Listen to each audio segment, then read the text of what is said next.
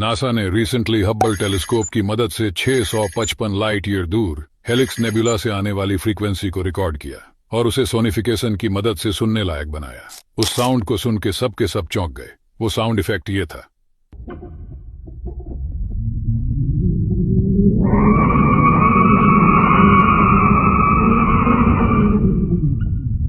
पर इससे भी इंटरेस्टिंग बात तो यह है कि उन्हें 7000 लाइट ईयर दूर पिलर्स ऑफ क्रिएशन नेबुला के फ्रीक्वेंसी डेटा से मिली।